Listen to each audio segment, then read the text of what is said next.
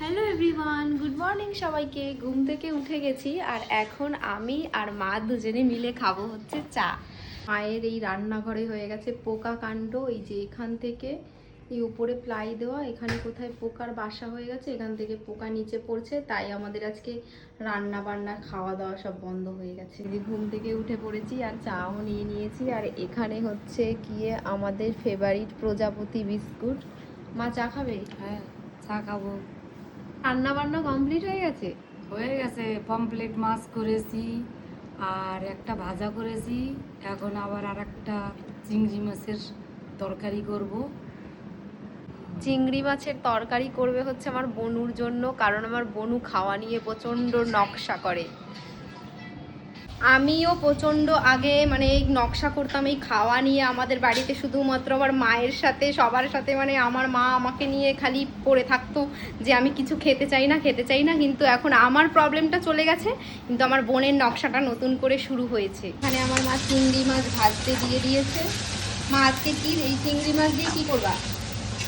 কুমড়ো দিয়ে, চিংড়ি দিয়ে, কচি কুমড়ো দিয়ে, চিংড়ি দিয়ে মাখা মাখা হবে। তাহলে কচি কুমড়ো আর চিংড়ি মাছ দিয়ে মাখা মাখা একটা তরকারি হবে। এখানে ফল সিলিংটা খুলে দিয়েছে আমার বাবা। আর কি হয়েছিল কালকে, এখান থেকে তো পোকা বেরোচ্ছিল, তো আমাদের বাড়িতে যে কাকি হচ্ছে মানে কাজ করতে আসে, সেই কাকি ঘর ঝাড় দিচ্ছে আর পোকা দেখেছে, ঠিক আছে।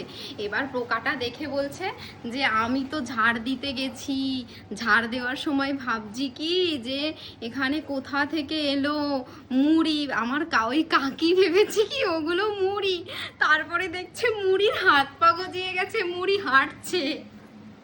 আর কালকে সারাদিন আমার মা কিচ্ছু খেতে পারেনি ওই পোকা কাণ্ডের জন্য।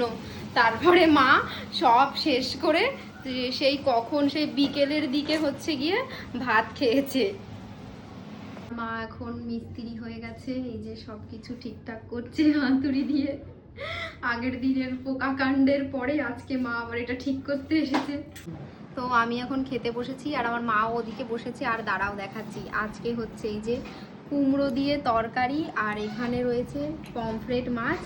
আর মা দেখো, আর আমি আজকে নিয়েছি আমার যে থালাটা ছিল তার থেকে একটু বড় সাইজের থালা, মানে আমার ওই থালাটার বড় দাদাকে নিয়ে বসেছি আমি আজকে। যে হচ্ছে আমার মা।